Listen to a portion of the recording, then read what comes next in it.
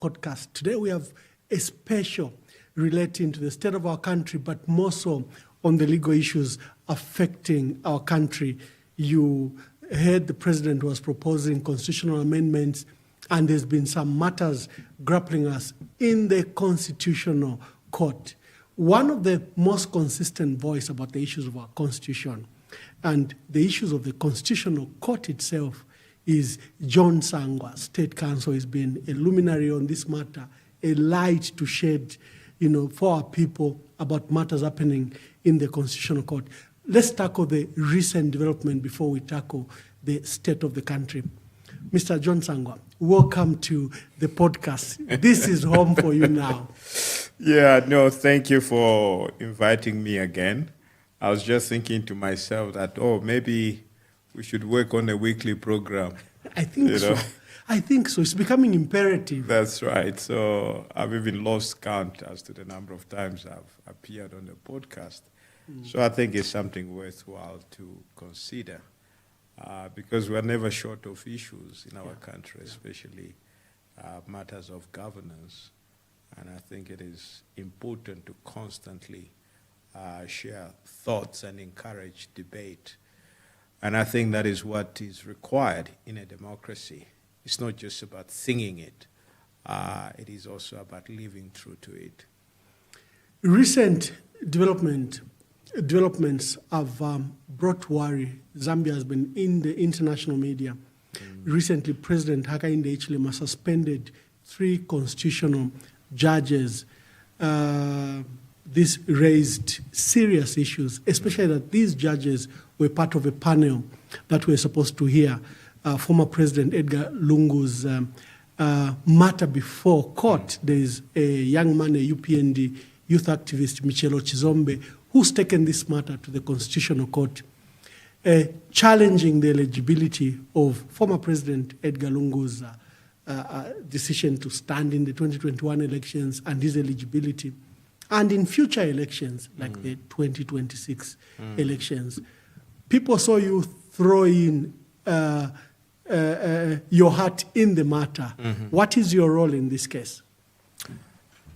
Well, I just went in as a friend of the court, in the sense that there is a provision in our in the Constitutional Court Act where the court can invite somebody whom they think, whom the court thinks is knowledgeable on a subject to assist the court in the process of adjudicating on the issues that are before court. And when the court does not do that, any person that feels that it can be of value to the court in resolving the issues that the court is dealing with can apply. And I did file that application, and fortunately I was granted permission to take part in the proceedings as a friend of the court.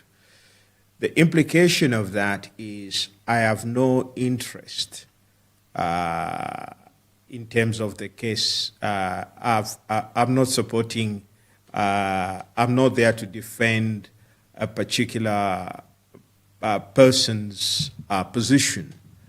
So you are not supporting either the petitioner, Michelo Chizombe, or the respondent, in this case, Edgar Lungu, the Electoral Commission of Zambia, and the Attorney General? That's correct. So I didn't go there for that because in terms of the merit of the case, I think both parties were ably represented. The petitioner has his own lawyers, and the respondents have their own respective lawyers. So my involvement was basically to try and work with the court, to assist the court and be able to see issues from another perspective, not necessarily to replicate the arguments that have been advanced by the parties to the proceedings. And people have asked me, why did I do that? The motivation is quite simple, in the sense that I'm quite privileged, in the sense that I've been following the history of this country. And as a people, we appear not to desire to move on.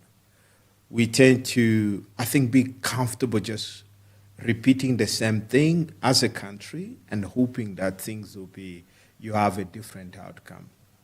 The reason I moved in, I applied, was because what is happening right now is exactly what transpired between 1991 and 1996. Explain. Okay? Now, here's the situation, and that was the motivation to try and warn the court, to say, court, we've been here before, and we are on a very dangerous path. Let's not repeat the mistakes of the past. What do I mean by that? In 1991, I mean the parallels are really baffling. Okay? In 1991, President Kaunda was president of Zambia.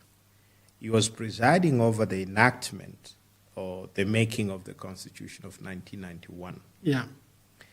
Now, what you also see is that President Edgar Lungu was presiding over the amendment of the Constitution in 2016. Now, one of the issues that arose during Kaunda's period was, until then, there was no time limit as to the number of times one can hold the office of president. Remember, Kaunda had been president from 1964. Now we are talking about 1991.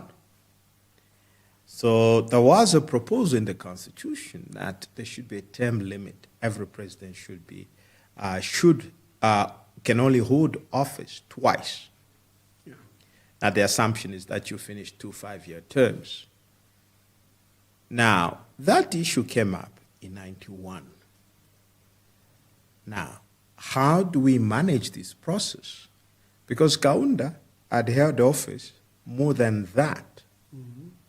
Okay, maybe 3, maybe I think by 91, I think there had been almost about 5 terms. five, yes, yeah, nearly 5. Now the question is, how were we to address that? Because Kaunda still wanted to stand in 91. So they came up with a very clever formula where they said, well, for purposes of counting the number of times the president has held office, we will start counting with this constitution. Meaning that all the years that Kaunda served as president did not count. It came to 0. So the new law didn't apply retrospectively. That's right. And Kaunda was dealt with as a fresh candidate. As a fresh candidate, so whatever he did before that didn't count. Now, President Lungu had the same challenge after the 2015 elections. 15 and 16 election, because in 2016, they introduced the amendment to the Constitution. Now, I think the drafters didn't think so much as to how we're going to treat the number of years that President Lungu had held the office before 2016. Right? So now the question that arose was, because I think this was a realization after the election of 2016. Then they said, okay, we're now talking about 2016. He has won. What about 2021? Is he eligible? Is he eligible? Because he has just served from 2015 to 2016. That's right. So how do we treat that period? Right?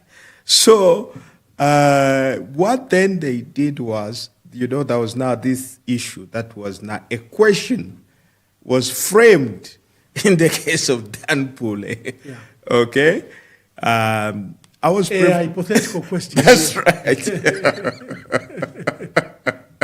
Yes. So I think this was something that people discovered later on to say, listen, we would like this man to to stand in 21. 2021. But he has a problem because he has already held office. He's been elected twice in 2015 and 2016. How do we manage this process? So that's how the case of Danpule arose. So it was basically a creative way to try and erase the period served before. That's why you are saying this. The parallels are similar to 1991. Exactly. So, through the Danpule case, President Lungu managed to erase the number of years he served before 2016. The 18 months he served. Yes. So, through that very creative interpretation, by the way, I was involved in the case. So, they achieved a very, they basically erased those number of years so that the first term effectively started with the 2016, putting him in the same position as KK, so that the first election now was 1991. Now, fast forward, we are now in 1996. Kaunda wants to come. We are now nearing 2026, and Lungu wants to come back. You see the parallels yes. there? No, they are clear. So, now, Chiluba, because Kaunda used the Constitution, Chiluba too used the Constitution. What did he do? What he decided to do then was to amend the Constitution. Where now, first, the Kaunda was barred using various provisions. It wasn't just first, they introduced a parentage clause. Yeah. To say, for you to qualify, you must have been a Zambian and both parents must have been born in Zambia. Which was basically an impossible proposition. Anyway, it went in. The second amendment was, they now said, you remember where the 1991 Constitution said, for purposes of counting the number of years, the terms were to start with this Constitution. That was removed so that the years that were excluded were now into consideration. So as long as you have held the office of president twice, you're not qualified. That is how Kaunda was eliminated. Other than the parentage clause, there was also this particular hurdle which he had to surmount, where the Constitution was amended. So based on the amendment of 1996, Kaunda was actually disqualified. Yeah.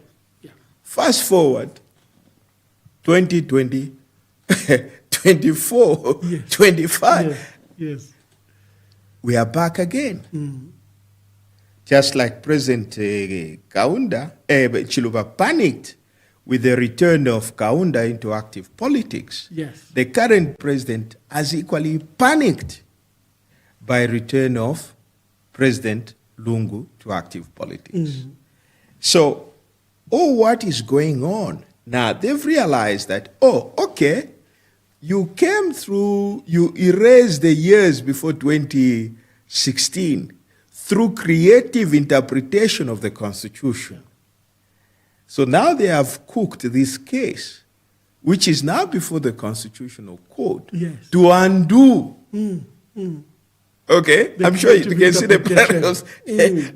To undo what they achieved in through the Danpule case, which was repeated in the Kapalasa case. This matter was settled 3 times. That's right. And in the Danpule case, the Bampi Kapalasa was MP for Katuba. That's right. And then your case, another case that you were involved in, the Sishua, I think you amalgamated the petitions, or separate That's petition, right. Legal Resource Foundation, Sishua's case were amalgamated. Yes. And 3 times the Constitutional Court ruled that Edgar Lungu was eligible. Exactly. So they ruled the first time in Danpule. They stood their ground. They came up with their own ingenious way of arriving at decision, which is fine. Then they repeated the position in Kapalasa. Then again they stood their ground in the final case in 2021. Now, this is another creative way of undoing a decision that has been confirmed not once, but 3 times. Okay? Now, you can see, most people, for example, I've forgotten the history of between 1991 and 1996. And that is why I got involved in the case, to warn the court, to say, listen, let's not go on this path. We've been there before. And we tend to have this ability to take so many things for granted. Now, obviously, whatever has happened, and the fact that you now have 3 judges suspended, right? It doesn't give a good image in terms of, because clearly what is now happening is that the complexion of the court has changed. Okay? So, by that suspension. Yes, because what is being done is a very, very shabby way and rather indecent way of trying to pack the court. Because what has happened is this, maybe people may not be privy to this. What happened was, after the current president came to power, the composition, the numbers of the judges of the Constitutional Court appointed by President Lungu, I think, was reduced to 7. I think some retired, some died. 1 retired, I think about 2 of them died also. The full bench is supposed to be how many, 11? Yeah, I think something to that. It has to be some uneven number anyway. Now, what did the president do? He appointed 4 of his own. So the attempt was basically to water down the composition to dilute the composition of the court. But again, it could only appoint 4. So you now have 7 judges appointed by President Lungu, and then 4 judges appointed by President Hakainde. Yes.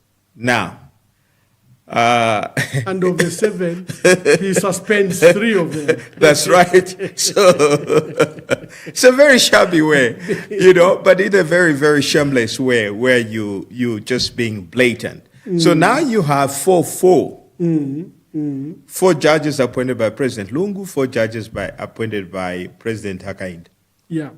Now, that is the composition of our court. But they go further. They realize that you can't sit as 8 judges, but 7. So they drop 1 judge who was appointed by President Lungu. So now you have 4 against 3. Okay? And of the 3, 1 had already ruled, given minority judgment against President Lungu. It was a very shabby, very, very shabby, shameless way of doing things, which I think if there was some element of decency, people would not have done things in such a blatant manner. Okay, but it doesn't take a genius to figure out as to where this is going. I'm glad that you are speaking about this in a comical way, but that's a tragedy then of our judiciary. It is. You cannot have a judiciary revisiting their own decisions, as in this case. You cannot have a court, to revisit its own decisions. I think it's not even provided for in the law. No, it's not. It's not. And those are the issues that I had prepared to share with the court. When I applied, I was given only 24 hours, less than 24 hours to prepare. So I normally do a couple of drafts. Maybe I even go up to the 10th draft that I'm satisfied. So I ended up filing my first draft, okay, just to meet that requirement. And then I indicated expressly to say, these are cases where you don't pick up submission from the shelf. You have to sit down and think very carefully. Now, you have to remember, this is a court where there is no appeal. Okay? Once they have decided, that's it, you're done. And there is no provision for the court to review its own decision. There isn't. Okay? And that is why I made it expressly clear in my submission to say, I would like to request to be given the opportunity to add to my submission verbally in court. Yeah. Because I realized the enormity or the gravity of the situation we are dealing with. Because what is at play, it's not necessarily Lungu or HH or what. It's the country. This is what people don't see, okay? Lungu will not live forever, but the implication of the decision will live on beyond that. HH will not live forever, okay? But the implication of what he's doing and what is being done during his presidency will live on, okay? Now, this is the mistake that we often make. We don't think like that. People only think about themselves and now. We don't think about what we are doing to the country. That was my motivation to apply to get involved in the case, to point out the dangers of doing this, of the path that had been taken. Because first of all, I lost the case, not once, twice. Yeah. First, I opposed the application in the Dan Pule case. That same court, you told them that President Lungu was not eligible for 2021. That's right. The second case, you still told them that President Lungu was not eligible. That's right. The third case, you still told them that President Lungu was not eligible. Yes. But they differed with you. They said he was eligible 3 times. Yes. Now, and I think the nation is now understanding. Because the same court that told you that he's eligible 3 times, now they're the ones that are actively entertaining the thoughts that you had presented to them when it was not fashionable to do so. That's correct. Now, it's like going back to what we had said. But the point is this. Our courts are not made up of saints. They're not saints. They're human beings like you and I. Are they perfect? No. They make mistakes. But sometimes we have to live with those mistakes. Now, if we say that it was a mistake to have ruled that Edgar was eligible in 2021, and now it is correct to now undo that, which is a better evil. Okay? From a legal point of view and looking at the interests of the country, I can live with the first mistake, that Lungu is eligible. I can live with that because my view is that it is a very dangerous and selfish game that we are playing. We are playing with the country in the sense that, you see, there has to be finality to every litigation. Okay? I went to court. I lost. I had a position. And I was told, by the way, what I say is not the law, but what the courts say becomes the law. I respected that. I accepted that.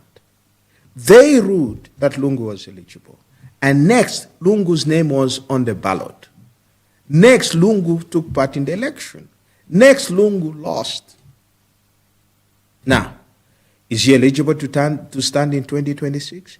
Yes, he's eligible, because nothing has changed between 2021 and the next election. God willing, he lives up to that point. Now, to go back and start now beating the courts to change its tune, that is what I find difficult to accept. That is what we should not entertain as a country. And it's very dangerous, and my worry is that a decision to the effect that Lungu is not eligible, reversing the earlier decision, would destroy the court completely. It would destroy the court completely. No matter how creative they may be in their thinking, okay, it will simply destroy the court. Because the court itself has not helped itself. It has not conducted itself very well. It has failed to win the trust and respect of the people, and I think this will be a final blow. And the people that are doing all these activities or who are behind the scheme, I don't think at all they have the interests of the country at heart. Maybe they have the power and they think they can get away with it. They may, and that is why this podcast is important, to be able to have a conversation and warn the people of this country that we are on a very dangerous path. Okay? When you go to court, there are two possible outcomes. Yeah. Okay? When you go to court, you expect either the court to rule in your favor or against you. You should be able to accept both outcomes. One person will end up crying, the other one will end up rejoicing. It is the nature of our judicial system. But you don't go back and start beating the court first of all, you don't go back by first of all cooking the court so that it can give you the decision that you want. That is very, very indecent. Okay? It's not the way to do it, and that acts against the interest of the republic. Now, that was one of the things that motivated me. Okay, I have no right, because I can tell you, for example, I didn't vote for President Lungu in 2021. I didn't. Okay, that is my right. That is my prerogative. I do not have the right to stop him from appearing on the ballot. I don't. He has the right to appear on the ballot, but he doesn't have a right to my vote. That is my prerogative. He has to earn people's votes. Okay? But this idea is happening again. In 1996, we used the law. We used the Constitution to stop Kaunda from contesting. Now, we are about to use the courts to stop another presidential candidate from contesting. And that is what I'm warning the country, to say, please, let's make progress. This is not the way we should be conducting ourselves. We have far more pressing bread and butter issue to consider in this country than getting embroiled in these activities that are going on in court. The matters that happened in court and at court yesterday were very sad. First, the number of deployed police officers that had been seconded and sealed from Chikwa Court, from the new roundabout where Stanchart has built a new feature there, round up to Intercontinental, the number of police officers that sealed the area it's like you were at war. And then something happened in court. When the court finally opened and you began to make your presentations, I think you tried to guide the court. First, you stated that the other parties to the case could comment on your submission. Mm-hmm. You had made very fundamental submissions, even warning the court in the event that they ruled that Edgar Lungu was not eligible. Again, we'll talk about that. But you warned the court. So the court started. They allowed the petitioner to lay his case. They allowed Edgar Lungu's lawyers, Bonaventure Mtalea and Makebi Zulu, Jonas Zimba, to also lay their case. Then they allowed the Attorney General and the Electoral Commission of Zambia. And of course, you are the friend of the court, the most neutral voice. Yes. And when it came to you, all of a sudden there was just pandemonium in court. Yeah. The judges decided that they would not hear you. Yeah. Yeah. What was that? Ambassador, I've been a practitioner for many years. I've never seen that. And I know that other people have said, I walked away upset. No. I think I walked away with a sense of sadness and a sense of shame. It was more about sadness, really, because what transpired in court, even as a matter of common sense, should not have transpired. Now, the point is this. The court, at the end of first of all, you must understand the gravity, the enormous powers that are vested in this court. Matters begin and end in this court. There is no option for an appeal. In a court like this, common sense would dictate that judges should have a somewhat liberal approach. The other point that you should have at least be friendly, allow people to address themselves. First of all, in terms of the amount of work, those judges, those 11 or whatever, 7 or 8 judges, have no work, first of all. They have no work. A single judge of the High Court, okay, has more cases in a year than the entire Constitutional Court. Now, obviously, they have more time at their disposal. But this attitude or the attempt to curtail everything, that was very sad for me. Now, the point is this. I may have made submissions to the court. Those submissions are on record, which means the court will consider them, right? Now, there is no way they would consider those submissions without input from the other parties, okay? Because the other parties will be perfectly in order to say, court, you decided on an issue or took into account issues that were given to you by a friend of the court, but you didn't allow us to comment on that. And that in itself would render the judgment, that in itself would taint the judgment. Now, first of all, nobody has a monopoly of wisdom. What the court should have allowed, I gave them my views, and I would love to believe the Attorney General had his own position on the issues I raised. The lawyers for the petition had their own position, which the court would have been enriched by the diversity of views. That is how we grow our jurisprudence and everything else.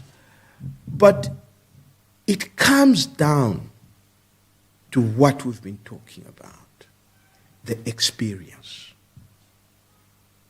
Any person that has conducted, who has been involved, who has carried out, who has been involved in trial advocacy, who has conducted trial, will tell you that there was absolutely no reason for the court to have curtailed the parties. The parties should have been allowed to address the court.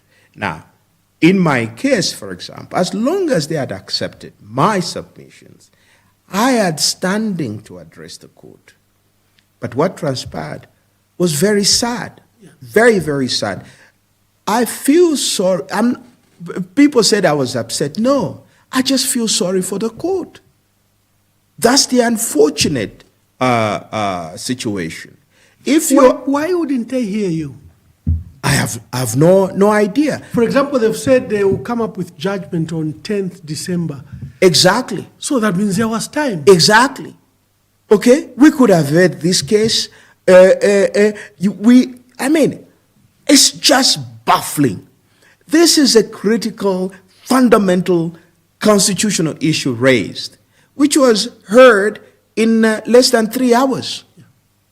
It just doesn't make sense. When the court starts, I was doing a verbatim, and I note, although they excluded me, by the way, the court, I don't know who gave instructions, serious instructions to the police. All the police from all the gates told me that they flagged my name and that I shouldn't be allowed in that court. Now, but when you look at the verbatim, the judge president gives you 20 minutes. Again, I don't know if there was need for time limit. No. I thought the arguments should have led. You see, And then when it comes to you, you are not given 0 minutes. Yeah. Now, I'll tell you, if I get my statistics right, I think I've just forgotten the number, the cause number. But I can tell you that per year, the Constitutional Court hears less than 40 cases in a year. In a year. Than in the a thousands year. Than the thousands last time we had discussed. Yes. The High Court judges. How do you justify that kind of behavior? How? 11 judges. Now, of course, there are 8. and you have less than 40 cases, if we can divide it, then it works out to about 5 cases per person per year. That is a drop in the ocean compared to what High Court judges are hearing. Now, but even if that was not the case, with the full knowledge that there is no appeal, there is no way you would constrain the lawyers. You have to allow them to exhaust themselves. Yeah. Unless maybe they start repeating, then you cut them short. So you've already made that point. But to simply stand up and say, you have 20 minutes, irrespective of the complexity of the issues involved, I mean, it's like you're going there as a formality. Yeah. It's like something is already, you just want to go and tick the box. Yes. I appeared before court and I was heard. Now, one of the reasons, one of the issues that I often talk about is that, first of all, the court does not and should not operate in a vacuum. There are laws. Yeah. There are laws. That guides them. Yes. And rules and regulations. Yes. Article 18 of the Constitution guarantees each and every person that appears before court a free and fair hearing before an independent and impartial court. That's emphasized. It is a constitutional right. Now, will it be fair for a person to be given 20 minutes to argue his case? I don't think so. Given everything, all the factors considered, there is no way such a behavior from the court can actually be justified. That kind of behavior actually undermines the Constitution. What was the rush? The court could have continued. The court could have sat even in the afternoon. What was the rush? Yeah. Okay? But what is even worse was what transpired in the days earlier, was it the previous week, where lawyer for the petitioner, for the respondent, was given an hour to prepare and file the recusal application. I was coming to that. So the main respondent in this matter, Edgar Lungu, raised concern over 3 judges, and he applied. First of all, he reported them to the JCC because he felt the issue of recusal is a judgment call. These people, these judges, know that their proximity to the head of state and their proximity to the case with the concerns he raised, they should have, without prompting, recused themselves. So he filed in an application with the JCC on that concern. And then he came with an application to seek what you call leave, permission from court, that he wanted to bring an application for the 3 to recuse themselves. The judge president that she had previously provided a dissenting judgment, and in their view, in the view of President Lungu, he didn't think that she would change her mind on that, and that she would not abdicate or vacate her earlier positions. For the other 2 judges are their relationship with the head of state. What do you do in circumstances of recusal? I thought that's a fundamental issue to a right to a fair trial. You know, the problem is we take a lot of things very lightly in this country. And that is basically what may account for where we are 60 years on after independence. Now, let me try and explain this thing. I've just talked about Article 18. Article 18 is non-debatable. It is a right of every person that appears before court. Yeah. That person, if first of all, he has the right. The court, it's not me imagining this. Article 18(9) clearly states that you are entitled. You are entitled to appear before a court that is independent and, most importantly, impartial. That is one. When you appear before this independent and impartial court, you are also entitled to a fair hearing. The first portion defines the character of the court. That court must be impartial.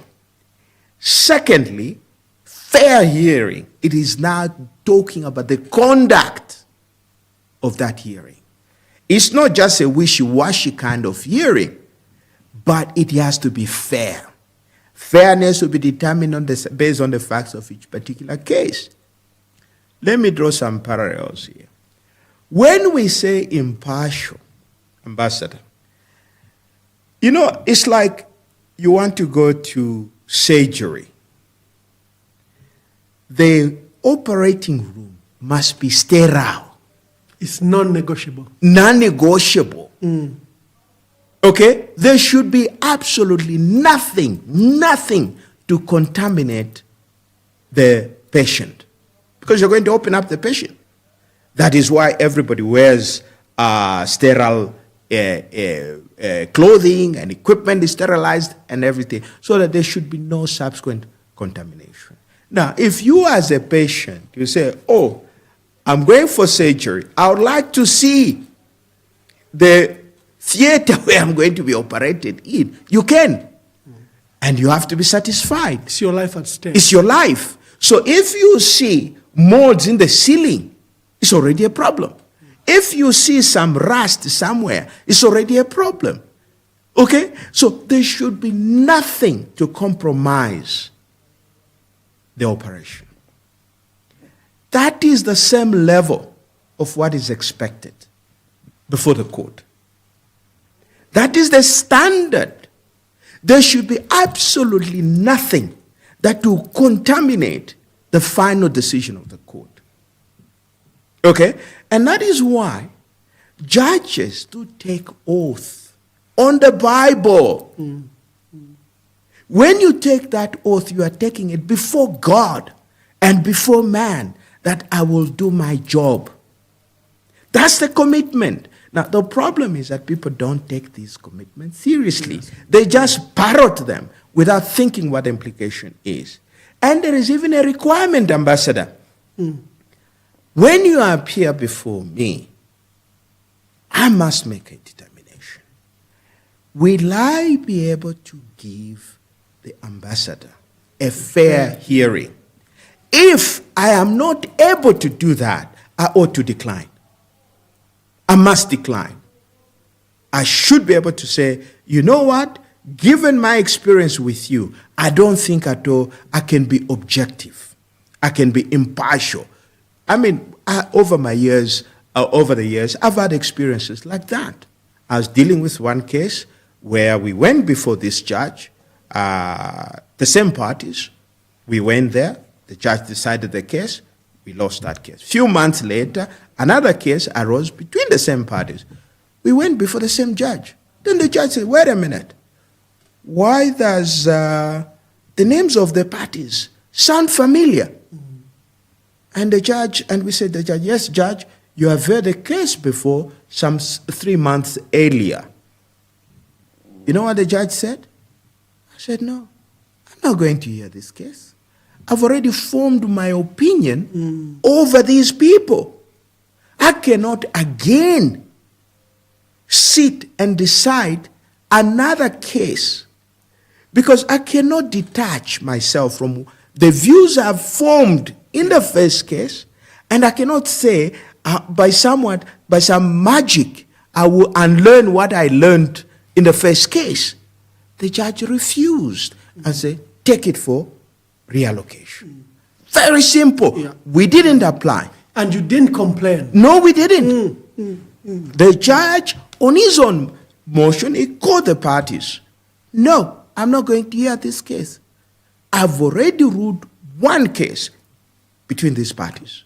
With these similar facts? With it, it has something to do with the same or whatever, but I'll not hear it. We took the case to another judge who was hearing these parties for the first time. We had no reason. Now, remember this first case, this first judge is already tainted. Yeah. because of the previous experience. That is the standard to which judicial officers are expected to hold themselves to. Now, for me, when you're talking about the recusal, yes, President Lungu had the right to make that application because that Article 18 protects him. It is within his own right. It was his right to raise that issue. I'm not comfortable. I don't think at all you will hear my case in an impartial manner. Now, that protection is not for the court. It is for the litigants. It is for the litigants. The petitioner could have made that application. The respondent could have made that application. And it doesn't matter the time at which you make it. I saw the ruling where the judges says, no. They threw back the issue to President Lungu and they said, no, you are forum shopping. You are choosing and deciding which judges should hear your case. Being a layman, I was rather surprised. I thought they would take into consideration the concerns that you are too close and your proximity to the case may render your partiality to be doubted. Yes. But the point is this. Who is complaining? Okay? It's the first respondent. It's the one who has that apprehension. Was he wrong to do that? No, that's his right. Now, the court's responsibility is to be able to go down to his level and assure him. Is a court allowed to show emotions? You know, I did a piece. One of the things that rather shocked me was their emotional response and emotional rebuttal and their worry about the matters in the media, that their character were impugned in the media. And they were rather emotional. I don't know if you noticed that. Yes, I was in court. Unfortunately, those are the issues you take into account when you're identifying judges. Okay? It's a qualification issue. These are qualification issues. We're not just looking at your academic qualification. We're looking at also what kind of temperament do you have? Are you the emotional type? Or are you one that is able to separate yourself from your emotions and look only at the law and the facts? Based on that test, those judges failed and failed miserably. There should have been no trace of emotion in those judgments because your emotions have no place in a judgment as a judge.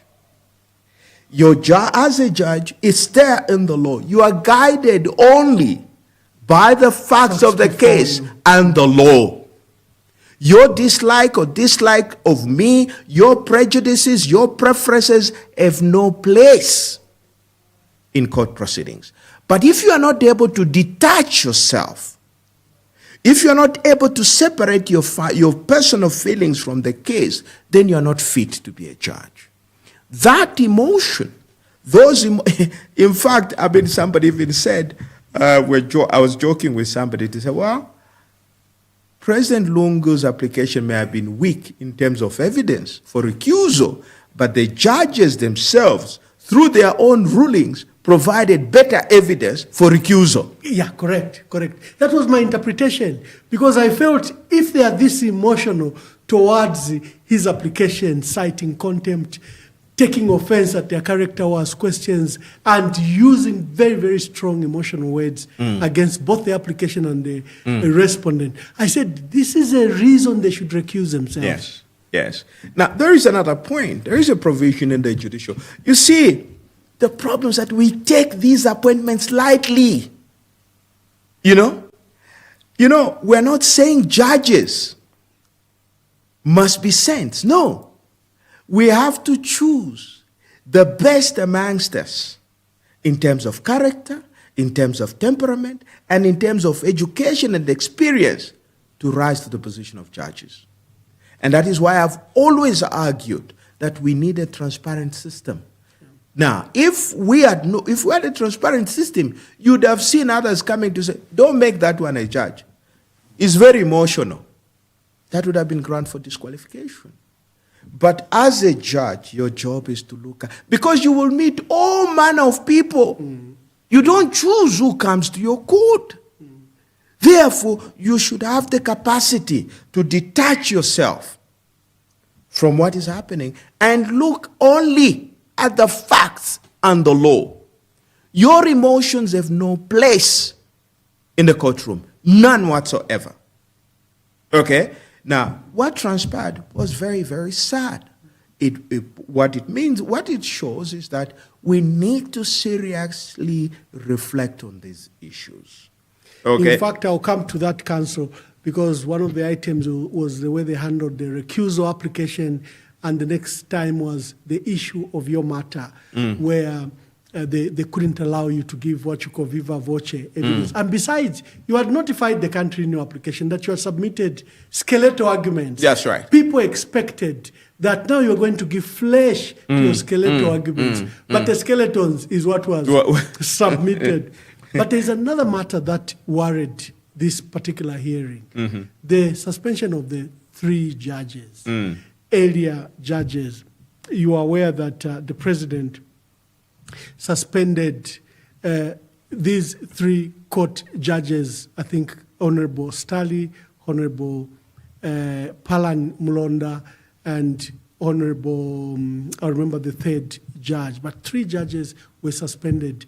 And preceding this, when the judges ruled in 2016 on the 14-day issue, UPND raised a policy that we should complain against the conduct of the judges. You were involved in that matter. You were standing in for the electoral petition of President Hakainde Hichilema. There have been 6 complaints over that conduct of the Constitutional Court judges. 6 times. There are many that complained. And after the 2021 elections, when President Edgar Lungu lost elections, we are aware of 3 petitions calling for their removal, including the current one by Moses Kalonde that saw their suspension. How are we going back to decisions? Because the JCC ruled on this matter, that you cannot punish a judge for rendering their opinion. Yeah. That a judge who made a mistake, you need to respect that decision. But here we are now, judges suspended for simply doing their work. And what it, again, like in the case of the eligibility case before the Constitutional Court, the JCC, the Judicial Complaints Commission, was made to reopen the case that they had closed and shut, and then made recommendations to the president to have the president suspend the 3 judges. Your views about this? Yes, Ambassador. Before I come to the issue of race, I just wanted to make one last point on this issue of impartiality. Yes, correct. Right? Now, there is an express provision in the Judicial Code of Conduct which places a burden on the judge that if a judge receives a case and there is a possibility that his impartiality or her impartiality is likely to be questioned, a judge is not supposed to touch the case. It's there in the law. Wow. Okay? It's there. Someone doesn't need to complain. You don't need to complain. Judges should have the capacity to police themselves. That is what the law expects. You know, Ambassador, as a judge, you have the power of life and death over ordinary citizens. You have the power to either build or destroy your own country. And clearly, there is a higher demand in terms of your standing and credibility. That is why you can't just wake up one day and decide, you become a judge. No. And that is why I continue to advocate that we need a very stringent, thorough procedure for identifying the right people to appoint as judges, because of the enormity of the responsibility that is reposed in them. The problem is this, Ambassador. A president you can vote out tomorrow. An MP you can vote out in the next election. A councillor you can vote out, you wait for the tenure to end. But for a judge, You can't. They're there for life. They are there until they reach 65 or they reach 70. 65 early retirement, 70 they go.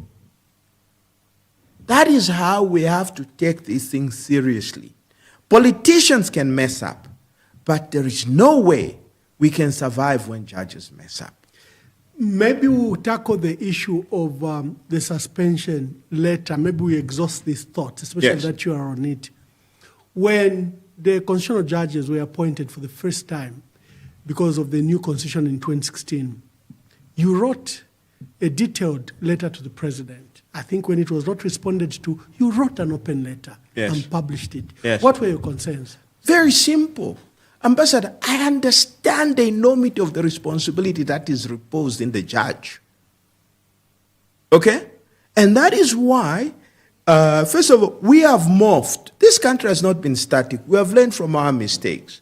Previously, what used to happen was, I can graduate from law school today, I get admitted to the bar, I go and run a supermarket. After 15 years, I say, I've clocked 15 years, I can be a judge. I apply. From running a supermarket to sit on the bench.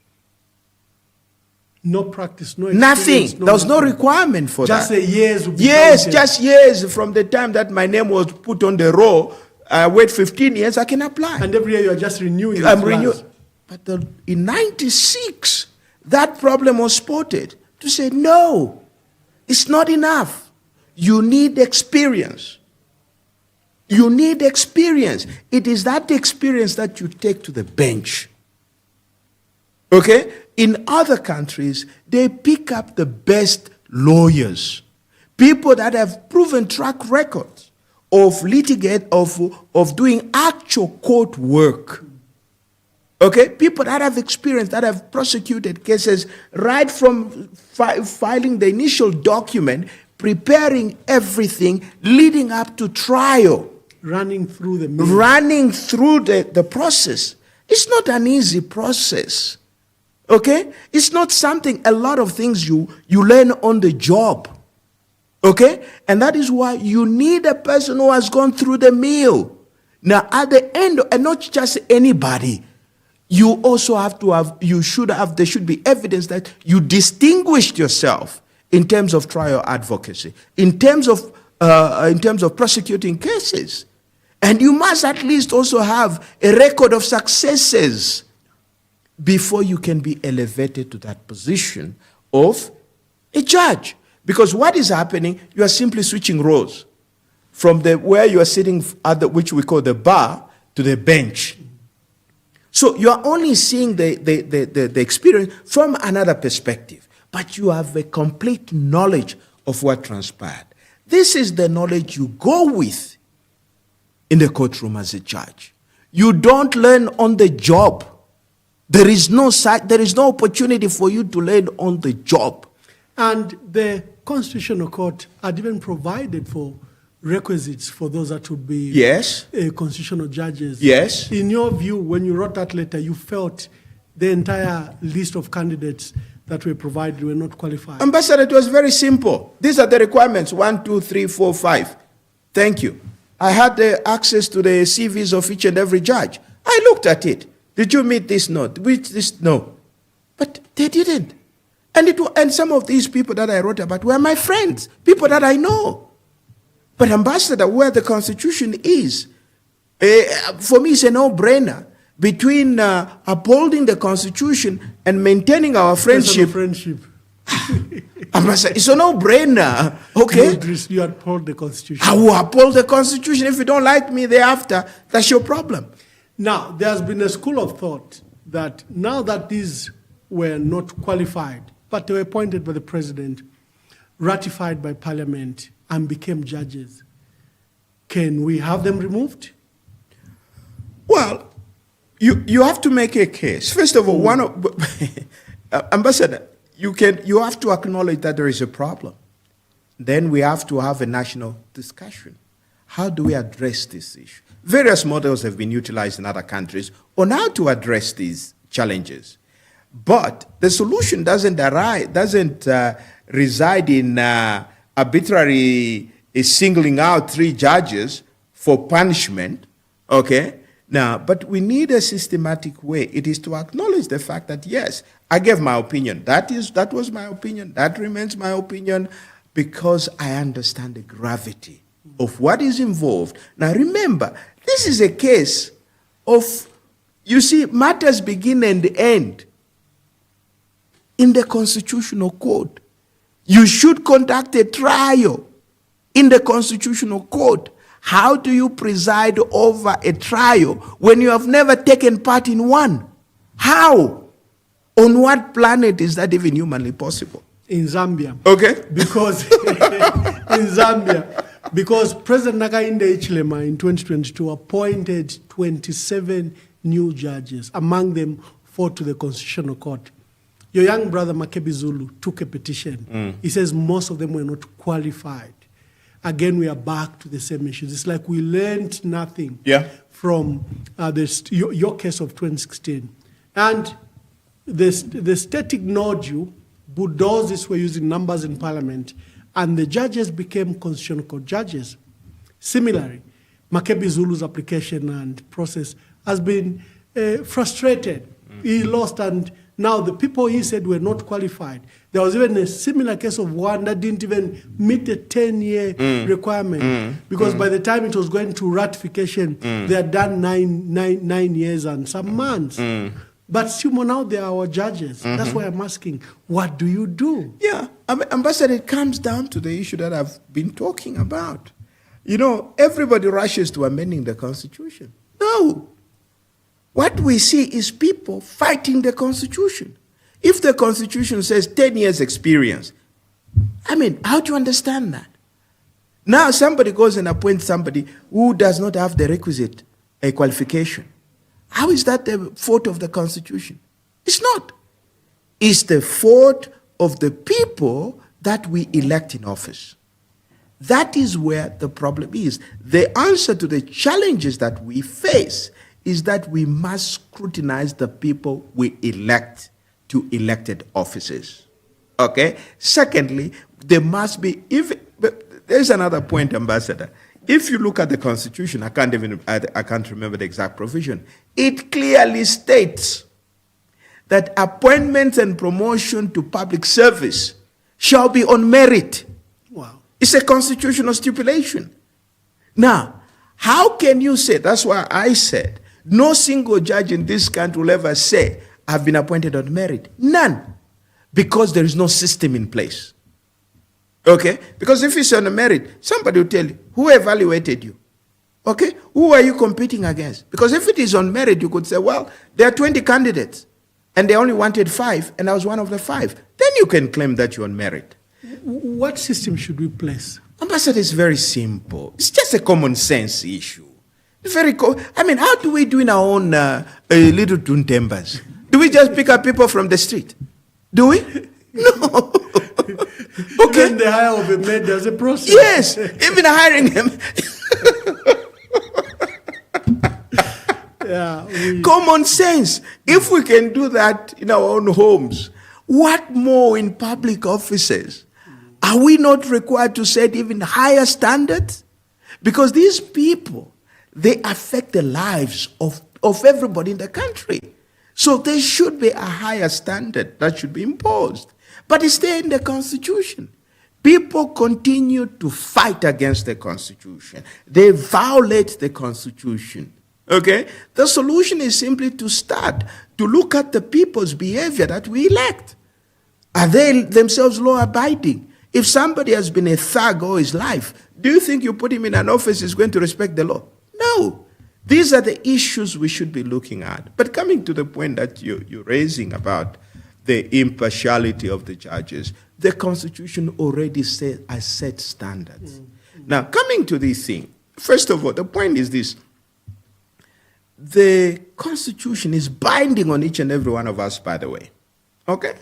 Now, even when I am called to be appointed a judge, Ambassador, I have a duty as a citizen or to any public office. I have a duty as a citizen who has been nominated to check the Constitution. Do I have the requisite qualifications to be in that position? Okay? Responsibility starts with us, as a people, as a citizen.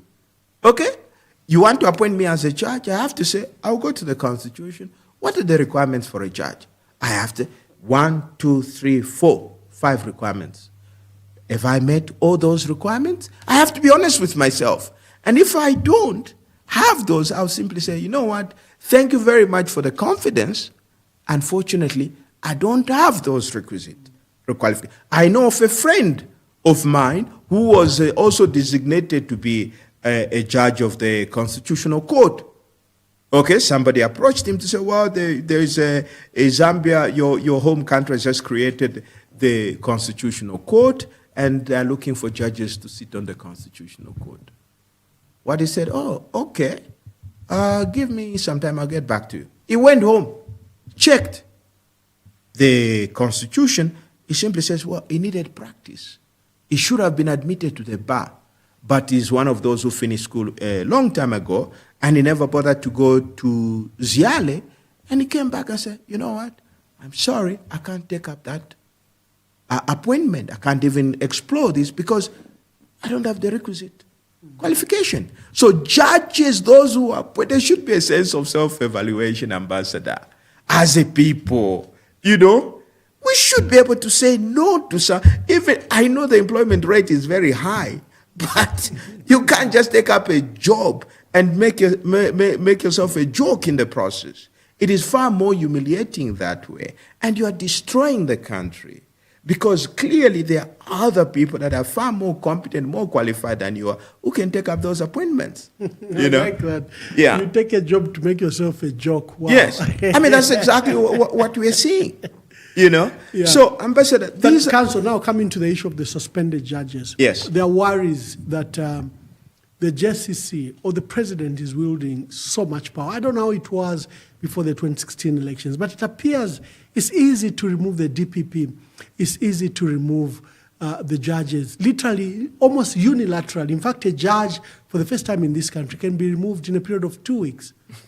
Because they'll take up a matter, suspend the judge, make recommendations to the president to suspend you, and JCC will write to the judge who's involved, and there'll be a hearing and another recommendations. I'm saying this because we have seen it in the manner they removed the DPP. Madam Shawa Siyuni. We've seen how they removed Sunday Nkonde, Joshua Banda, and others. And we've seen where it was going with these 3 judges. We knew by the end of the week those judges were going to be on the street. What happened to the sense of security of tenure? What happened to those guarantees that judges will enjoy security of tenure? Yeah. What has the JCC morphed to, that it is easier for the executive to remove the judges? In fact, now judges will be behaving like the Attorney General. They'll always be on the side of government. Yeah. People don't understand the damage we're doing to the country through this kind of reckless behavior. By the way, the problem you're talking about didn't just start with Siyuni. It started with Mtembo Nchito. Okay? Mtembo Nchito was one of those, he went even in a worse off situation because he got arrested as a serving DPP. And I said, no, this can't be. You cannot arrest your serving DPP. First of all, there is no limit, but this happens under President Lungu's reign. I got involved in that case because I was just outraged. And I said, you don't do that. You may not like Nchito, but at least respect the office of DPP. I got involved and I said, listen, we had several meetings, a couple of meetings with the Attorney General then, Likando, Likando Kalaluka. Kalaluka, yes. I must add State Council at the end. Correct. That office clothes you that. We love titles. Yeah. Anyway, I was outraged because we are making a joke out of the idea of security of tenure. Okay? And my idea was that, listen, if you suggest that Nchito has committed some crimes, which is fine, there's no statute of limitation, but have him removed from office first, formally and then after that, then you can indict him. That didn't happen. Okay? And he went through, I think the case is still going on in court. I don't know whether it has been settled and everything else. So that was the beginning. And this happened after, I don't know whether this was after the, I think this was before the 2016. This was before the new constitution. The amendment to the constitution. But that experience was bad. It was really bad. First of all, there has to be some sense of humanity, right? Put yourself in the position of Chito. Would you like to be treated that way? After all, you are a public servant. You're working for the state. Now, treat another person the way you'd like to be treated. Okay? So that went on. Then we had the same scenario with Siuni, but other people, I think, and then there have been others, but I think others deserve to be removed. But the point is, it is the procedure. Should the process undermine security of tenure? Because the way I feel, the way I see it, no judge is safe. No, we'll talk about the ramification of what we're doing. But the point is this. Let's look at what has transpired. What has changed in relation to the to the judges of the Constitutional Court? What has changed? It's the composition of the JCC. Okay? In the end, the results are dependent. Institutions comprises human beings. What you put in will tell you what results you get. Okay? So that is why we have to take keen interest, even for the people that are being appointed to such offices, including the JCC. We have to know what is the standing and temperament of these people. What criteria was followed in appointing them? Because at the end of the day, the character of those individuals collectively will become the character of the institution. Those are the challenges that we have. Now, coming back, I have to put a caveat here, because I have not seen the grounds of the current allegation against the judges. I haven't seen those. But the point is this. That notwithstanding, the point is this. We have a collective duty as citizens to protect our public institutions, not to undermine them. Okay? Now, what has happened to those three judges is very sad.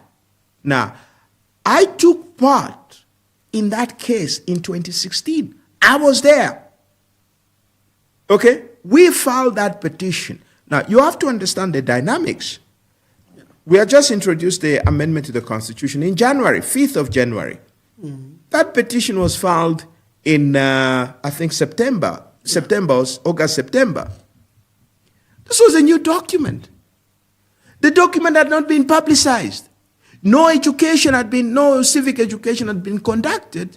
No induction or training, I don't think, had been conducted in terms of immersing the judges in the Constitution. We were all learning. Now, what happened? What happened was, I remember the first instance that we appeared in court. I mentioned to one of the judges, I said, Judge, by the way, there's a time factor in this case. We must conclude within 14 days.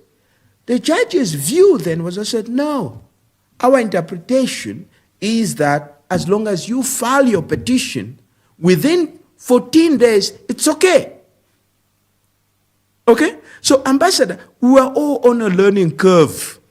We're all learning. Now, as we went, we realized that I think internally there were discussions amongst the judges. And they came to the conclusion to say, actually, they came back to realize, we have actually to complete this within 14 days. By that time, the 14 days was already up. Now, you now say, obviously, whatever happened midnight on that particular day, the 14th day, happened. But in the end, whichever way, we needed to conclude that. And they concluded to say, okay, the petition is dismissed on grounds that are suspect. I've accepted that. Then I heard that, a petition had been filed against the judges for their removal before the JCC. Now, I said, no, that does not amount to misconduct. Judges misdirect themselves every day. They get it wrong. But that cannot be a ground for removal from office. Okay? That is where I disagreed. Yes, I wasn't happy about the outcome. But do I believe there should be reason to have them removed from office? No, I don't. I don't. Okay? Because judges learn. Even seasoned judges make mistakes. Now, the provision of the law are very, very clear. Now, when you begin to, these are the dangers that Zambians need to understand. Yeah. If a judge received a bribe, that's different. Yes, correct. Okay? That has nothing to do with his job. He ought to be removed. Okay? But how the judge deals with his office, how he manages a case, how he misdirects himself, how he confuses himself. That is why the Constitution says nobody can dictate to the judge. In fact, we shouldn't even interfere. Judges are supposed to be insulated as they do their work. Okay? And that is why the assumption is that judges have gone through this rigorous process of identification. So we have full confidence in them. Therefore, we cannot, from an academic point of view, we can disagree, analyze, they got it wrong here, what. It begins and ends there. But at the end of the day, ours remains the opinion, but what the judge has pronounced is the law. Okay? Now, we don't realize how much we are damaging the institution. Now, sometimes, as president, for example, you equally have an obligation. You equally have an obligation to protect that institution. Okay? Those institutions are key for the functioning of our democracy.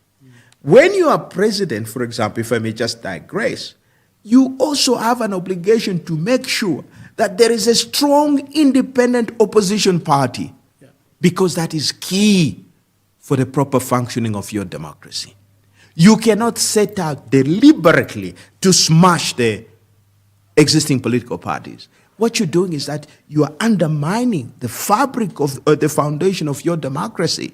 Similarly, you cannot begin to attack those institutions. Okay? Whatever has happened should not have happened. The problem is this. When we allow this, you know what we are doing now? We are now start reviewing judgments made by the court by an outside body. Okay? Which has absolutely no mandate.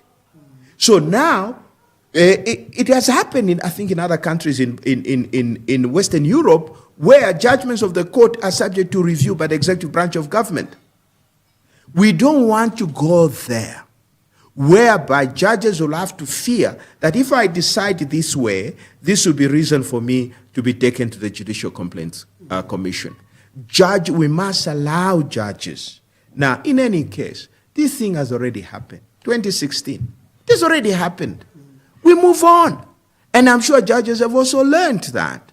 It was part of the learning process. Now, the question is, we have to be responsible. What is the benefit that we gain by pursuing these three judges? What is the benefit to the country? It's being totally irresponsible to do that. Okay? It actually exposes your plan as the executive. Exactly. Now, here is the situation, the consequence of that. Yeah. Do you know what is happening now?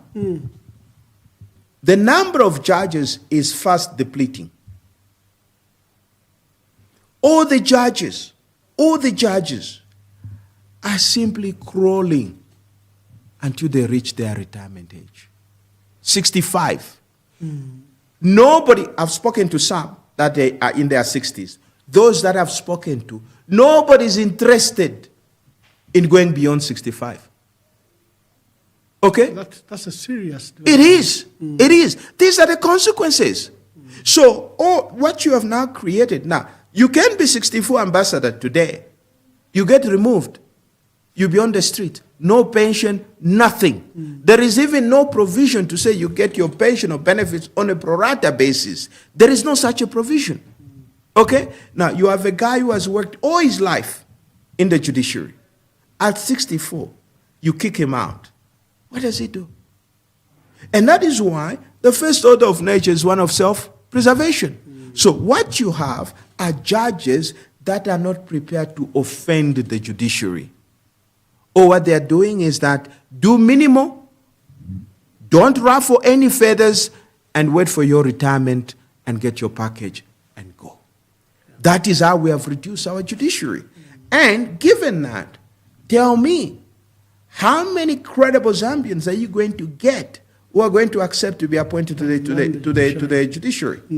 I don't think anybody serious who really understands and who lives true to the ideals embodied in our Constitution can actually accept to be appointed judge of the High Court or a judge of the High Court, Supreme Court, or Court of Constitutional Court under the current environment. I'll be very surprised. Okay? If you value your freedom and you understand what it means to be a judge, ambassador, you'll be hard-pressed to find credible Zambians. But those who are already there, they're already trapped there anyway, so they have no choice. They can do that. But it's not a pleasant situation. What we now need to do is to start fixing this problem. The starting point is that let's create a transparent system of appointment. Everything must be transparent. When there is a vacancy, we need to see an advert published in the newspapers to say that these vacancies, let suitably qualified Zambians apply. Yes. That should apply to every opening in the public service. Yeah. To give a chance to each and every Zambian to have a shot. You know, that is how we begin to fix the process. But now, like I said, now admission as a judge is like some secret process that nobody knows. You only find somebody. The names emerge. Just names, not even names if you are lucky, but you just see somebody being sworn in at Stata. So we have a collective responsibility to make sure that we improve our system. Okay? The shortcomings are not with the Constitution. And I'll keep saying this. There is nothing with the Constitution. There is everything to do with us as human beings. We continue to fight against the Constitution. Okay? Instead of obeying, what the Constitution says. The equivalent of what we have, Zambia, is like a church that is refusing to follow what the Bible says. That's what this country is all about. And that's why we have so much chaos. Constitutional. Yes, exactly. You don't respect, even when the Constitution says you have to, this is what you need to do. We still want to to fight that. In fact, that brings me to the next question before I let you leave, because I know you have an urgent commitment, and I'm glad that you took time to be with us and clarify these issues. There are two developments regarding the Constitution. Mwangala Zalumis, as our chairperson for the Electoral Commission of Zambia, has set up an electoral reform technical committee and has appointed chair and vice and the committee. I found that highly irregular, because I remember the first electoral reform technical committee was appointed by President Mwanawasa. And actually, Mwangala Zalumis was the chair. It was a presidential appointment, I think, under the Commission of Inquiry. And Mwanawasa wanted specific issues regarding elections, especially that it had been a contentious issue in the 2001 elections, where he had won by 29%. So Mwangala Zalumis is the chair of ECZ. Does she have powers to amend her own body? Because that's what she's doing. She has appointed the Electoral Reform Technical Committee, and they've begun sitting across the country to review the electoral rolls in this country. Is it the duty of a person like, or appointed person like Mwangala Zalumis to reform the Constitution or make recommendations to the Constitution? Her sister at the National Assembly is doing similar things. She has announced. I meant it because she's another woman. I don't know if they are sisters, but I meant it in that context that she's another woman. So her sister at Parliament also has announced her own reforms. She says there are non-contentious issues and arising from the presidential speech that was made by the president. She says we have to start a process to amend the Constitution. Can creatures of the Constitution amend themselves? Council, please, just, I feel that what Honorable Mwangala Zalumis is doing is clearly illegal. Ambassador, it doesn't require genius to know that both sisters are dabbling in lawlessness, which is very sad. Okay? When you're a public officer, you occupy public office, the first thing you must ask yourself, even if you have an idea, no matter how brilliant it is, ask yourself, do I have the power to do what I want to do? Let me check the instrument that constitutes my office. Does it give me the power to do that? If it does, then you say, hey, this is what I'm going to do, and I'll do it pursuant to A, B, C, D. Now, if there isn't such express provision, you can't. What I would like to know is, by the way, Mrs. Zalumis was my classmate at UNZA, together with her husband. But I'd like to know, maybe she can educate us, maybe find a way to get the answer from her. What provision of the law empowers her to do that? Okay? I've checked the law, and I've not come across. What I know is that Electoral Commission has the freedom to carry out civic education activities. Okay? But not to embark on a campaign that will result in the reform of legislation. First of all, in our system of government, it's very clear. All legislation is initiated by the executive branch of government. Okay? It is the president that sanctions legislation. Now, by doing this, she's dabbling in the work of another branch of government. That is why the Electoral Commission you're talking about was appointed by President Manawas. I think if I remember correctly, he must have relied on the Inquiries Act or something like that. I might be wrong, but it must have been the inquiry. There is even for the president, there is actually a specific legislation which empowers the president. The president can't just wake up one morning to say, oh, I'm going to constitute this. No. The question is, what law? This is how people end up in jail when they leave offices. Okay, because you ask them, and say, listen, what law governed what you did? Okay, but even then, what criteria was used in first of all even identifying the people that have constituted the committee or whatever it is? But I think most importantly, when they finish that work, where will they take their recommendations? Okay? You can't take it to the president. You can't. That's not your job. Okay? But in any case, there is a specific body that is created in this country whose job is to constantly revise legislation. That is the Law Development Commission. If there is need to review legislation, that is the body that is supposed to be. You make representations to this body, but you don't embark on that exercise yourself. Okay? But the craziest one, and the one which I'm even short of words, is that coming from the National Assembly. I mean, guys, there is separation of powers. The National Assembly is supposed to check on the executive branch of government. Okay?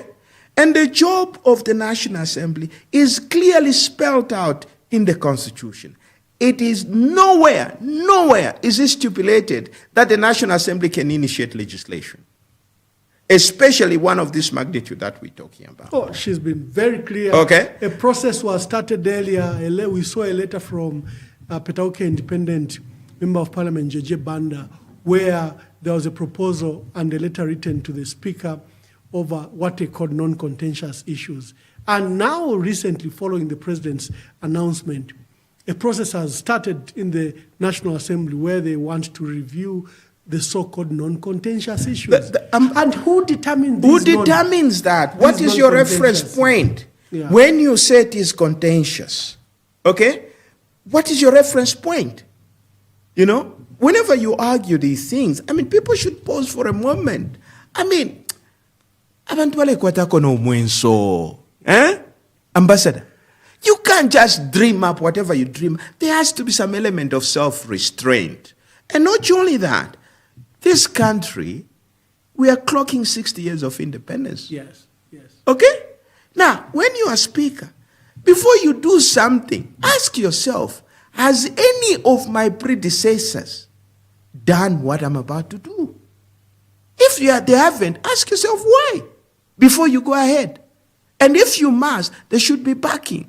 Now, the way our system works is that legislation is initiated, apart from, I think, I'm not so sure, I think there used to be some provision about private members' bill or something like that. I don't know whether that is still there in the Constitution. But even that, it is sponsored by a member of parliament, not the speaker.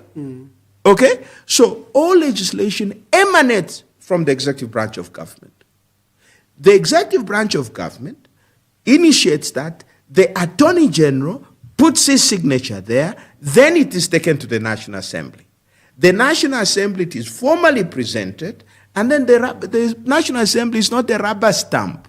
It has to go through each and every provision, and where there is need for amendment, the National Assembly will recommend amendments. Sometimes the National Assembly can even reject the bill. But there is no provision. I stand to be corrected. I'm not aware of any provision in the Constitution which allows Speaker to initiate not just legislation, but amendment of the Constitution. I mean, I've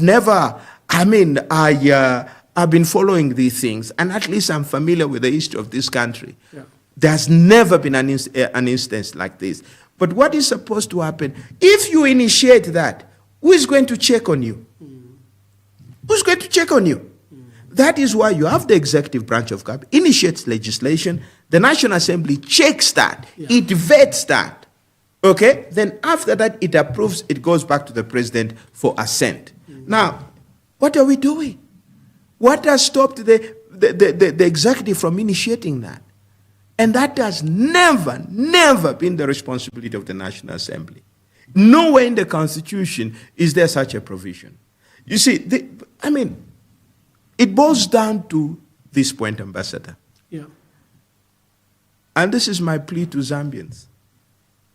Let's pay attention to the character of the people we elect. Okay? Let's also take into account the character of people we appoint to public office. Okay? Because who they are is what they will be whilst in those offices. Okay? This is how we begin to fix the country. We have to fix the country by choosing the right people and putting them in the right positions.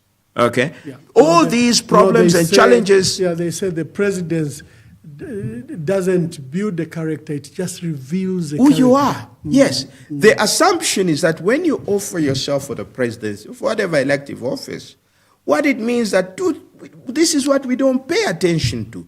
My plea is that come 2026, we will focus on the character of the people we are electing.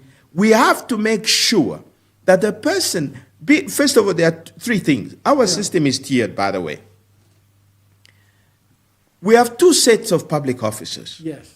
There are those that we elect, and there are those that are appointed. We have a say. The people that we elect, in turn, appoint people. Now, once we elect the wrong people, they will, in turn, only appoint wrong people. Yeah. We elect the right people, they will, in turn, appoint the right people. So I'm looking at 2026 as an opportunity to reset the button, to make sure that we elect the right people, the right person as president, the right person as an MP, the right person as a councillor, the right person as mayor. The reason is this. There are two key fundamentals to leadership. One is character. Character is very important, and two, skill set. The skill. When you are electing somebody as an MP, what skill set does this person have to perform the function of a member of parliament? Or even as a councillor, what does he know or understand about what it means to be a councillor? And most importantly, when you elect somebody as president, what skill set does this person possess to occupy that office, which will wield so much power? That office has power of life and death on the citizens of this country. These are not things we should take lightly. And at the end of the day, you know, we have to move away from this attitude of voting based on political parties. We should vote based on the best candidate. Our vote should go to the best candidate that is there.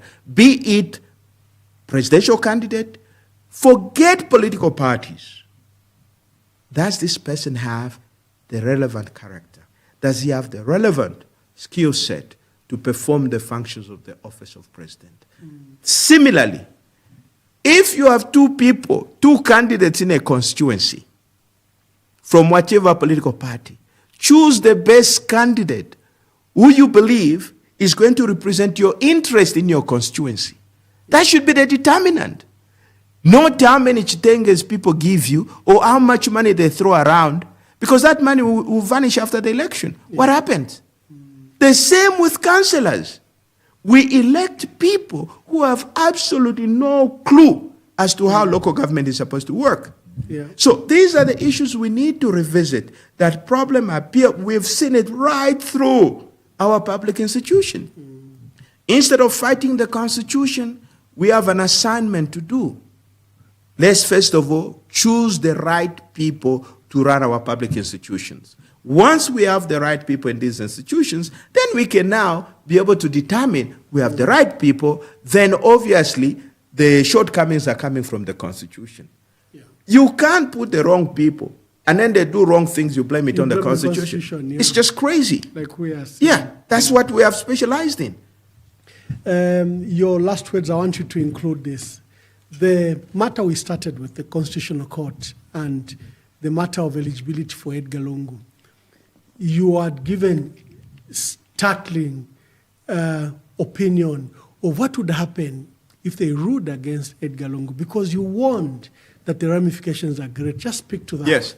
You see, you know, these are the things that I'd have loved to share with the court, and the court will have had the opportunity to go and think about and be able to reflect this in the judgment. The problem is this.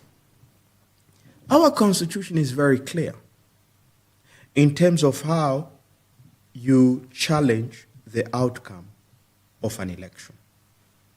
There's a two-phase process. The first process is the nomination process, right? If you recall, in the case of Dan Pule, when they posed that question, I said, no, you cannot deal with this issue. We have to wait until 2021. Until nomination. Until nomination. Because there is already a mechanism in place to deal with the eligibility of a person to contest the presidential election. And that is contained in Article 52, the same Article 52 that people are advocating for repeal. The Constitutional Court overruled me and said, no, we have just been moved to interpret, so we can interpret any time. Okay, fine. Now, you remember I had made several pronouncements to say, I am waiting for President Lungu to file his nomination. In fact, my petition is ready. It's already on. It's in the drawers. You remember I spoke about that because I knew the procedure.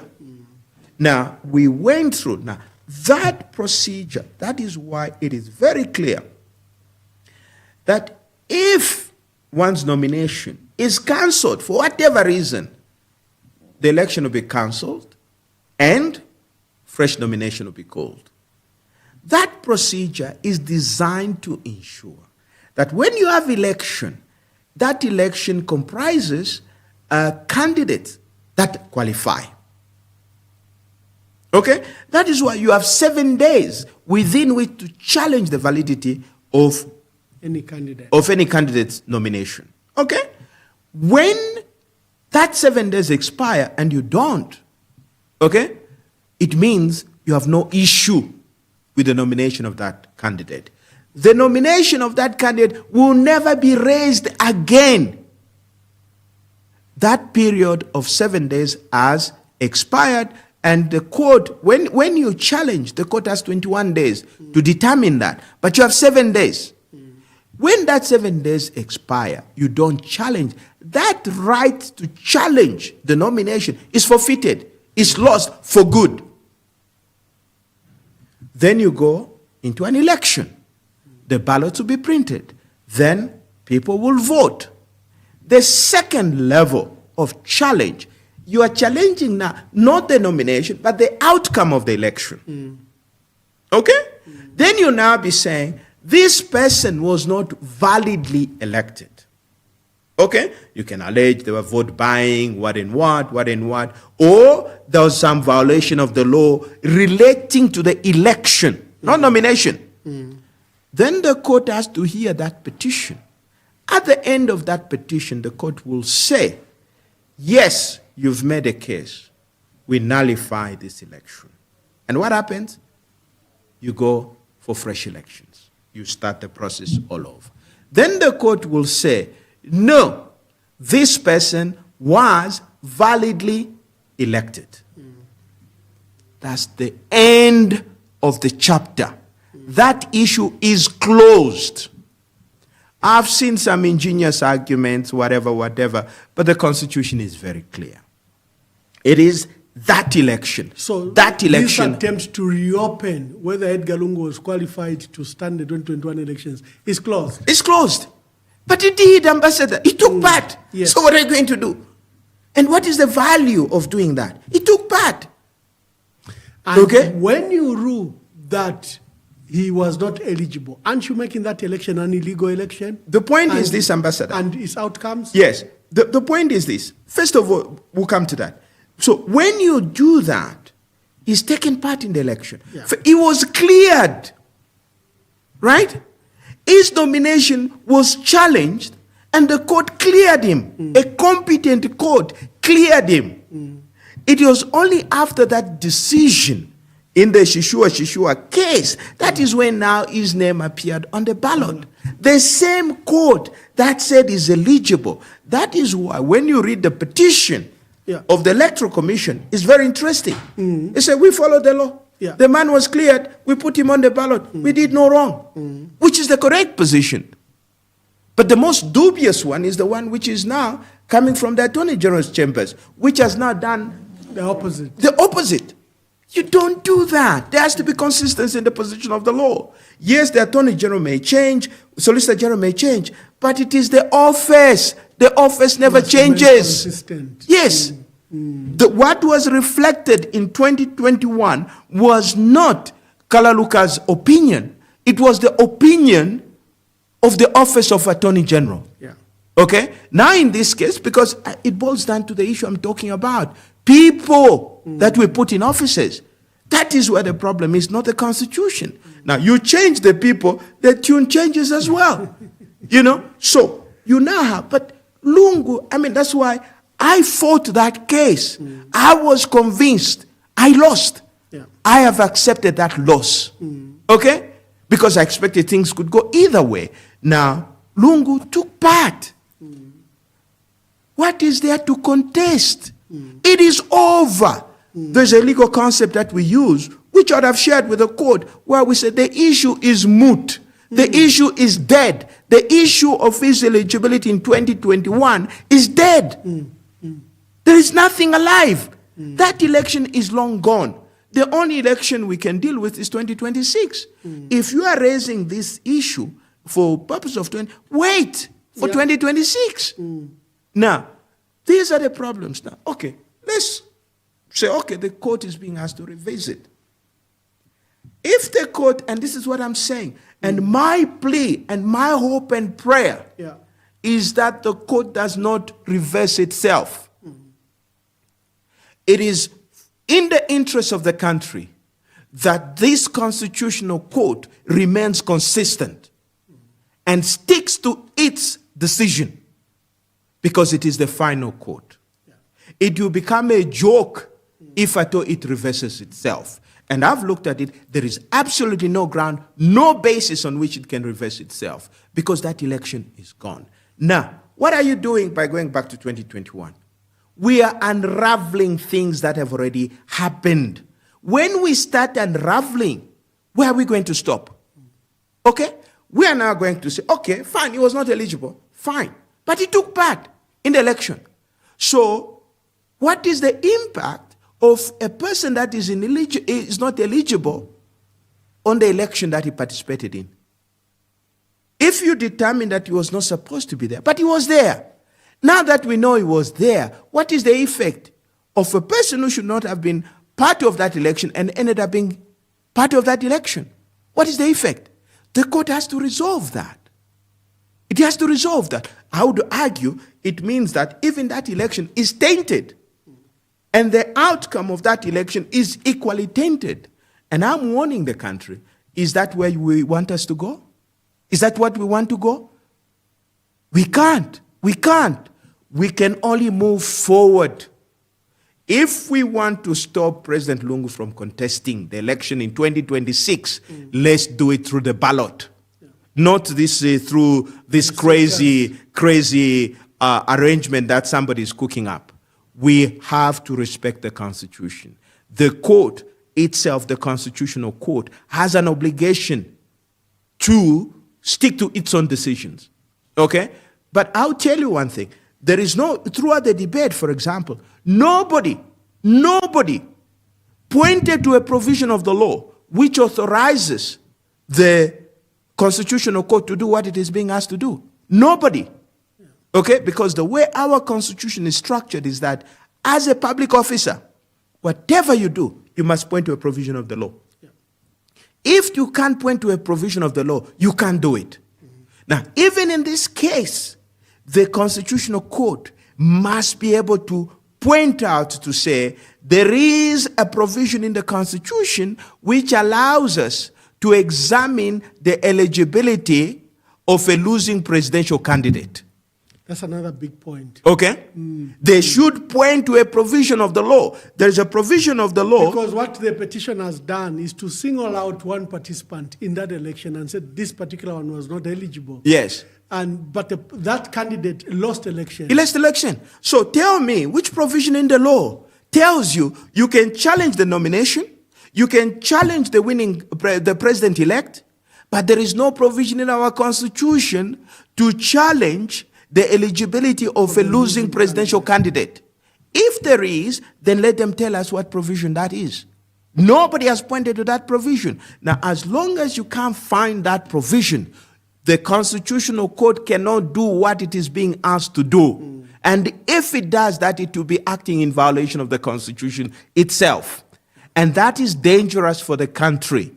There is no value, there is no benefit on going on that route. And that is one of the reasons why I accepted to come to your podcast, to sound this warning. Okay? We take so many things for granted. If we must defeat Edgar Lungu, let's do it through the ballot, not this through crazy, But the point is that, we need to learn from history. It happened in 1996. Let's not let it be repeated in 2026. Okay? The Constitutional Court has ruled. Ambassador, if I may push the argument a little slightly further, in our constitution arrangement, and I'll make this statement very boldly, and I hope that some lawyers will come and challenge me on that. Only the Supreme Court is allowed to depart from its own decisions. And even that right is qualified. Okay? It must be justified in the interest of justice and in the development of the law. Only the Supreme Court. But there is no similar provision in relation to the Constitutional Court.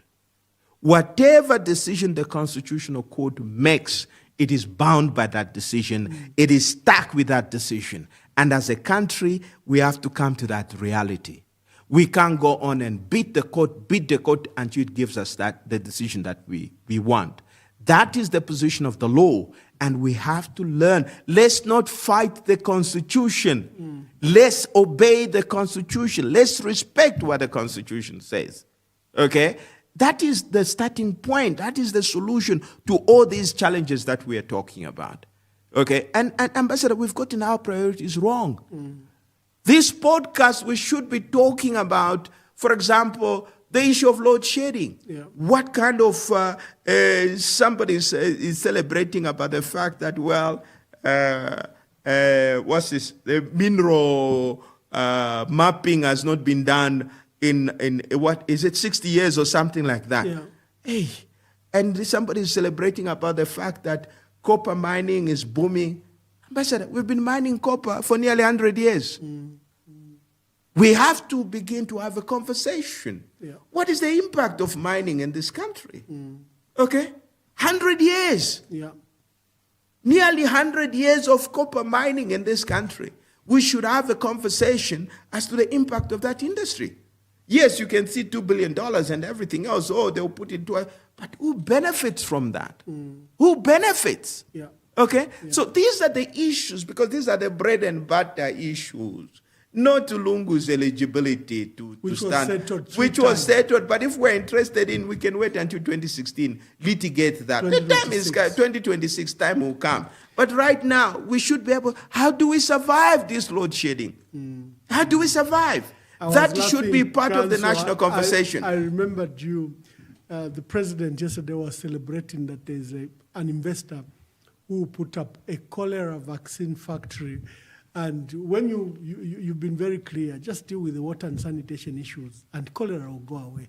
The solution is not to mask these basic issues with a vaccine. In fact, you're creating a bigger crisis. Ambassador, it's like you drop in a sewage. Okay? It doesn't matter how much perfume you add.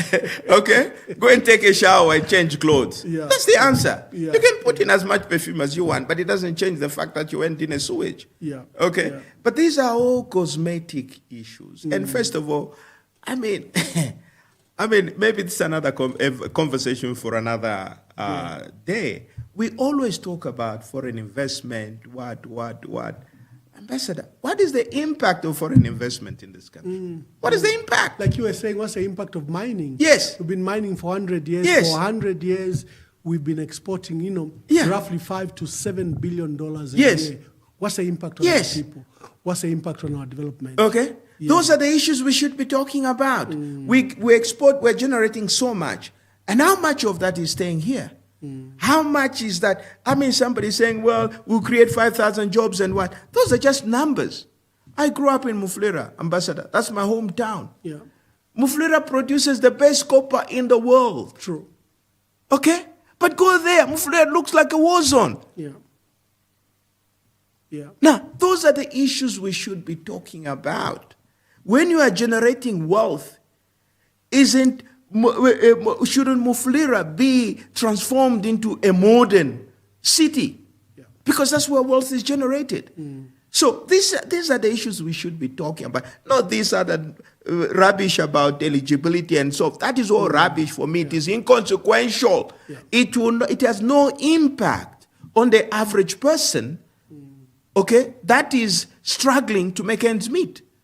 Eligibility, there's no nexus between eligibility and putting food on the table. There isn't. We should be able to talk about how are we going to take care of the most vulnerable people. Yeah. Okay? We are even struggling to feed ourselves. Okay? Now, everybody's talking about all the challenges that we have gone through and everything else. We should be having a national conversation. Yeah. This load shedding thing, won't go out tomorrow. No. At least somebody should be able to give us data to be able to say, you know what, we expect the situation to improve maybe end of 2025.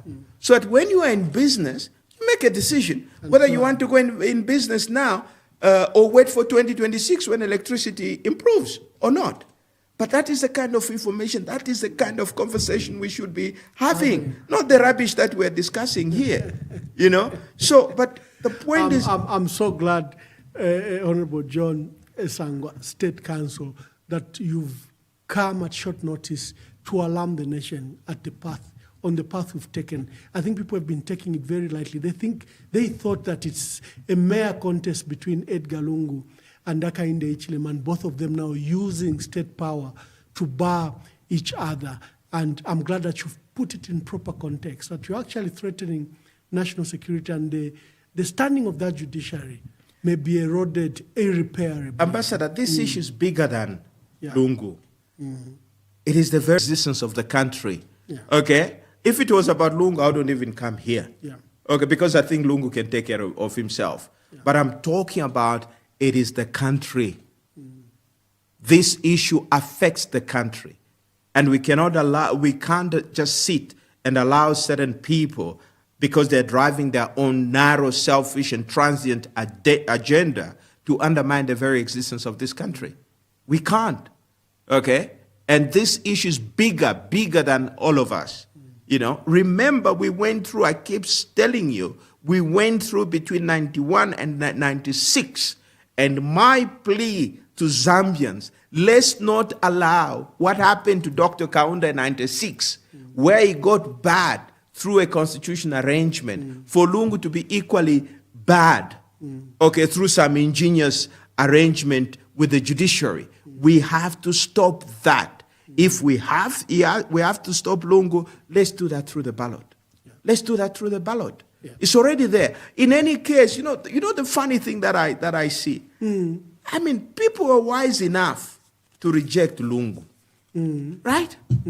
Now, why are you doubting them? Why are you doubting them? Why have you lost faith? What have you done so wrong? Yes. That you are afraid of the decision of the people? Yes, you are now. You don't have confidence in us, the electorate, that will make the right decision in 2026.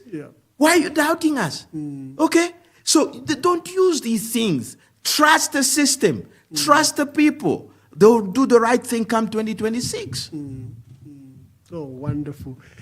John Sangwa, we're hosting State Council John Sangwa to discuss the issues of the Constitutional Court and the matter that is before there. As you've seen, is very impassioned about the issue of the Constitution. And this abrogation, you got to literally personal injury of him. Mr. Sangwa, I would like to thank you that you took time to come and share your deep thoughts with the country.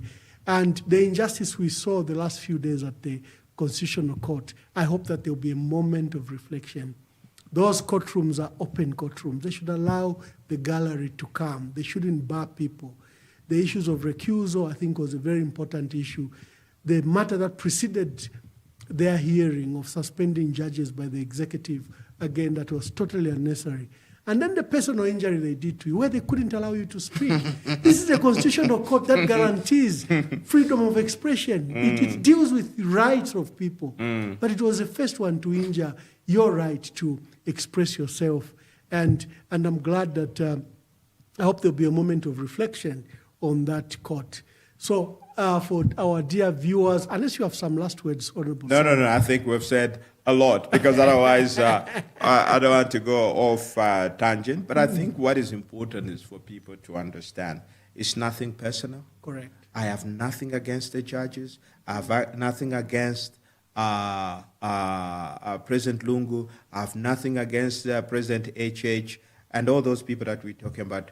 My only commitment is to the Constitution. Yeah. My primary obligation is the love of this country and my commitment to the Constitution. I take my oath very seriously. Okay, I took oath to defend the Constitution. And my appearing before you is part of the fulfillment of is part of fulfilling that constitutional obligation. Okay? And my only plea is this. I think we've become too polarized. I think we need to always try and put the country first. The country is bigger than all of us. We will go, okay? But the question is, what kind of a Zambia are we going to leave behind? Okay? The primary obligation, we should first of all think and see each other as Zambians first. and then our political affiliation and everything else second. Let's stand united on this issue and because what is good for the country should be good for the country, whether you are PF, you are UPND, you are Socialist Party and everything else. That is what we should fight for, okay? That is what I believe is important, and that's what keeps me dealing with these issues. And like I started off by saying, Ambassador, I am privileged. I have the information. I lived through this. We failed to stop the injustice that was occasioned against President Kaunda in 96. And I'm calling upon Zambians, let's not have a repeat of that. Kaunda was prevented from having his name on the ballot. Let's not do that again. 30 years, that would be what, 30 years later? No. Okay, it means we have learned nothing if we allow that to happen. For me, it's the principle. It's not about Edgar Lungu, okay? I would argue the same thing even if HH was there. I would argue the same thing if Fred Member was there. Whoever. Okay? Somebody was, just on this note, somebody was saying there were these suggestions about me being partisan and so forth. Ambassador, I've been driven by my conviction. Correct. I've had the privilege, for example, representing, but as a matter of principle, I have never worked with government in power. True. Okay? I've always worked on the side of the underdogs. Okay? I represented President Kaunda when he left office. I worked with President Chiluba when he was out of office, not in office, when he was at his weakest. Yeah. I worked with President Sata when he was in opposition. I worked with President HH when he was in opposition. Okay? Now, I have no problem if interacting with President Lungu when he's in opposition. Yeah. You see, in fact, it is when it is in a situation like this, that's when we work with them. Okay? So, I detest injustice. Correct. It doesn't matter who is involved. Okay? It is not just right. We should be able to speak against injustice when we see it, irrespective of who is involved. Yeah. Thank you very much, Ambassador. Wonderful. Dear viewers, until we have another exciting podcast, this was a special one. We just had to bring John Sangwa to